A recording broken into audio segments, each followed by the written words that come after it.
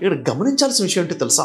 ఈ terrorism attacks, bomb blast అనేవైతే మనం వింటున్నామో అడపాదడపా, దీనిలో చనిపోయే వారి యొక్క సంఖ్యను మనం చూసుకున్నట్లయితే దీనికన్నా అనేక వందల రెట్లు ఎక్కువగా చనిపోతుంది. ఎక్కడో తెలుసా? తమ సొంత వాళ్ళు కిరాతకంగా చంపుతున్నటువంటి మర్డర్ కేసెస్ ద్వారా, తమ సొంత వాళ్ళ ద్వారా మర్డర్ చేయబడుతున్న వాళ్ళు, చంపబడుతున్నటువంటి వారు భారతదేశంలో ప్రతి సంవత్సరానికి 30,000 మంది ఉన్నారని నేషనల్ క్రైమ్స్ రికార్డ్స్ బ్యూరో వారు తెలియజేస్తున్నారు. అంటే ప్రతి నెల భారతదేశంలో 2,500 మంది చంపబడుతున్నారు తమ సొంత వాళ్ళ ద్వారా, పరిచయస్తుల ద్వారా, రక్త సంబంధికుల ద్వారా.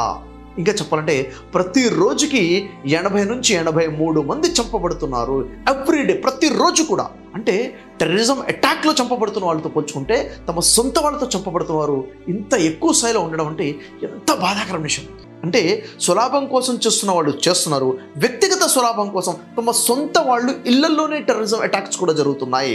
భర్తతో చంపబడేవారు, భార్యతో చంపబడేవారు, తల్లిదండ్రులు చంపేస్తున్నారు, బిజినెస్ పార్ట్నర్ చంపుతున్నారు. ఇలా చూసుకుంటే ఎప్పుడు ఎక్కడ ఎవడు చంపేస్తాడో తెలియనటువంటి పరిస్థితి.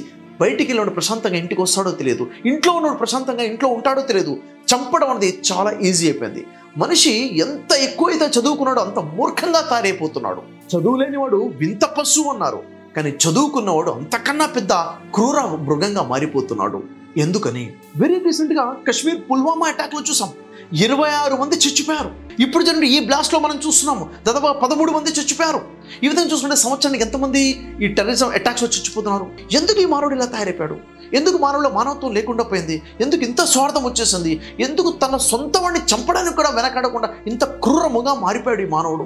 ఈ మర్డర్ కేసెస్ అయితే నేను చెప్తున్నాను, నేషనల్ క్రైమ్ రికార్డ్స్ బ్యూరో ప్రకారం అంటే రికార్డ్ అయినటువంటి మర్డర్ కేసెస్ మాత్రమే, రికార్డు కాకుండా చంపేసి అది ఆత్మహత్యని చూపించేవారు, న్యాచురల్ డెత్ అని చూపించే కేసెస్ ఇంకెన్నో కోకొల్లలు ఉంటాయి.